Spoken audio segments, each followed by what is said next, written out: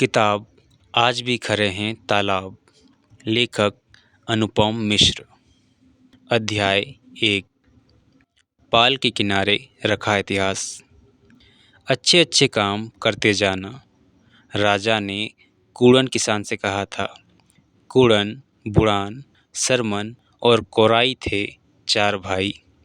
चारों सुबह जल्दी उठकर अपने खेत पर काम करने जाते। दोपहर को कूड़न की बेटी आती पोटली से खाना लेकर। एक दिन घर से खेत जाते समय बेटी को एक नुकीले पत्थर से ठोकर लग गई। उसे बहुत गुस्सा आया।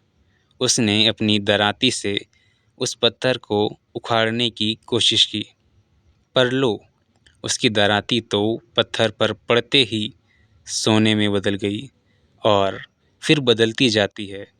इस लंबे किस्से की घटनाएं बड़ी तेजी से। पत्थर उठाकर लड़की भागी भागी खेत पर आती है। अपने पिता और चाचाओं को सब कुछ एक सांस में बता देती है। चारों भाइयों की सांस भी अटक जाती है। जल्दी जल्दी सब घर लौटते हैं। उन्हें मालूम पड़ चुका है कि उनके हाथ में कोई साधारण पत्थर नहीं है, पारस है। वे लोहे की जिस चीज़ को छूते हैं वह सोना बनकर उनकी आंखों में चमक भर देती है। पर आंखों की यह चमक ज़्यादा देर तक नहीं टिक पाती। कूड़न को लगता है कि देर सवेर राजा तक यह बात पहुंच ही जाएगी और तब पारस छिन जाएगा। तो क्या यह अच्छा नहीं होगा कि वे खुद जाकर राजा को सब कुछ बता दें। किस्सा आगे बढ़ता है। फिर जो कुछ घटता है वह लोहे का नहीं, बल्कि समाज को पारस से छुआने का किस्सा बन जाता है।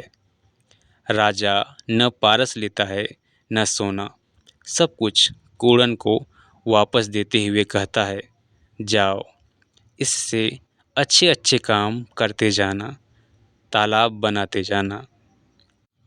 यह कहानी सच्ची है, ऐतिहासिक है, नहीं मालूम, पर देश के मध्य भाग में एक बहुत बड़े हिस्से में यह इतिहास को अंगूठा दिखाती हुई लोगों के मन में रमी हुई है। यहीं के पाटन नामक क्षेत्र में चार बहुत बड़े तालाब आज भी मिलते हैं और इस कहानी को इतिहास की कसौटी पर कसने वालों को लजाते हैं। चारों तालाब इन्हीं चार भाइयों के नाम पर है। बूढ़ागर में बूढ़ा सागर है, मझगावा में सरमन सागर है, कुआंग्राम में कोराई सागर है तथा कुंडम गांव में कुंडम सागर। सन 1907 में गजेटियर के माध्यम से इस देश का व्यवस्थित इतिहास लिखने घूम रहे अंग्रेज ने भी इस इलाके में कई लोगों से यह किस्सा सुना था और फिर देखा परखा था इन चार बड़े तालाबों को। तब भी सरमन सागर इतना बड़ा था कि उसके किनारे पर तीन बड़े बड़े गांव बसे थे और तीनों गांव इस तालाब को अपने अपने नामों से बांट लेते थे। पर वह विशाल ताल तीनों गांवों को जोड़ता था और सरमन सागर की तरह स्मरण किया जाता था। इतिहास ने सरमन, बुड़ान, कोराई और कूड़न को याद नहीं रखा, लेकिन इन लोगों ने तालाब बनाए और इतिहास को उनके किनारे पर रख दिया था। देश के मध्य भाग में ठीक हृदय में धड़कने वाला यह किस्सा उत्तर दक्षिण, पूर्व पश्चिम, चारों तरफ किसी न किसी रूप में फैला हुआ मिल सकता है और इसी के साथ मिलते हैं सैकड़ों, हजारों तालाब। इनकी कोई ठीक गिनती नहीं है। इन अनगिनत तालाबों को गिनने वाले नहीं, इन्हें तो बनाने वाले लोग आते रहे और तालाब बनते रहे। किसी तालाब को राजा ने बनाया तो किसी को रानी ने, किसी को किसी साधारण गृहस्थ ने, विधवा ने बनाया तो किसी को किसी असाधारण साधु संत ने। जिस किसी ने भी तालाब बनाया वह महाराज या महात्मा ही कहलाया। एक कृतज्ञ समाज तालाब बनाने वालों को अमर बनाता था और लोग भी तालाब बनाकर समाज के प्रति अपनी कृतज्ञता ज्ञापित करते थे। समाज और उसके सदस्यों के बीच इस विषय में ठीक तालमेल का कोई छोटा दौर नहीं था।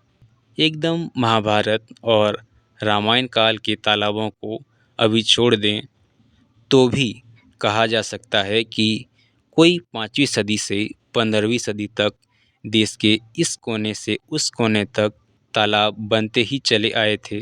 कोई 1000 वर्ष तक अबाध गति से चलती रही इस परंपरा में 15वीं सदी के बाद कुछ बाधाएं आने लगी थी, पर उस दौर में भी यह धारा पूरी तरह से रुक नहीं पाई, सूख नहीं पाई। समाज ने जिस काम को इतने लंबे समय तक बहुत व्यवस्थित रूप में किया था, उस काम को उथल-पुथल का वह दौर भी पूरी तरह से मिटा नहीं सका। 18वीं और 19वीं सदी के अंत तक भी जगह-जगह पर तालाब बन रहे थे, लेकिन फिर बनाने वाले लोग धीरे-धीरे कम होते गए। गिनने वाले कुछ जरूर आ गए, पर जितना बड़ा काम था उस हिसाब से गिनने वाले बहुत ही कम थे और कमज़ोर भी। इसलिए ठीक गिनती भी कभी हो नहीं पाई। धीरे-धीरे टुकड़ों में तालाब गिने गए, पर सब टुकड़ों का कुल मेल कभी बिठाया नहीं गया। लेकिन इन टुकड़ों की झिलमिलाहट पूरे समग्र चित्र की चमक दिखा सकती है।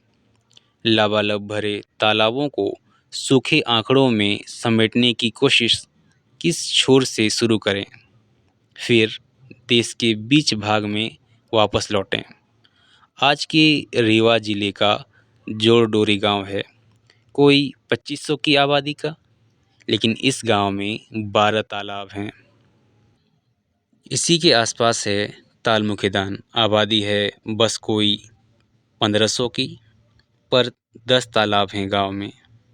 हर चीज़ का औसत निकालने वालों के लिए यह छोटा सा गांव आज भी 150 लोगों पर एक अच्छे तालाब की सुविधा जुटा रहा है। जिस दौर में ये तालाब बने थे उस दौर में आबादी और भी कम थी, यानी तब जोर इस बात पर था कि अपने हिस्से में बरसने वाले हर एक बूंद इकट्ठी कर ली जाए और संकट के समय आसपास के क्षेत्रों में भी उसे बांट लिया जाए। वरुण देवता का प्रसाद गांव अपनी अंजोली में भर लेता था और जहां प्रसाद कम मिलता है वहां तो उसका एक कण, एक बूंद भी भला कैसे बरगने दी जा सकती थी। देश में सबसे कम वर्षा के क्षेत्र जैसे राजस्थान और उसमें भी सबसे सूखे माने जाने वाले थार के रेगिस्तान में बसे हजारों गांवों के नाम ही तालाब के आधार पर मिलते हैं। गांव के नाम के साथ ही जुड़ा है सर। सर यानी तालाब, सर नहीं तो गांव कहाँ। यहाँ तो आप तालाब गिनने के बदले गांव ही गिनते जाएं और फिर इस जोड़ में 2 या 3 से गुना कर दें। जहाँ आबादी में गुना हुआ और शहर बना, वहाँ भी पानी न तो उधार लिया गया, न आज के शहरों की तरह कहीं और से चुरा कर लाया गया। शहर ने भी गांवों की तरह ही अपना इंतजाम खुद किया। अन्य शहरों की बात बाद में। एक समय की दिल्ली में कोई 350 छोटे बड़े तालाबों का जिक्र मिलता है। गांव से शहर, शहर से राज्य पर आए, फिर रीवा रियासत लौटें। आज के मापदंड से यह पिछड़ा हिस्सा कहलाता है। लेकिन पानी के इंतजाम के हिसाब से देखें तो पिछली सदी में वहाँ सब मिलाकर कोई 5000 तालाब थे। नीचे दक्षिण के राज्यों को देखें तो आज़ादी मिलने से कोई 100 बरस पहले तक मद्रास प्रेसिडेंसी में 53,000 तालाब गिने गए थे।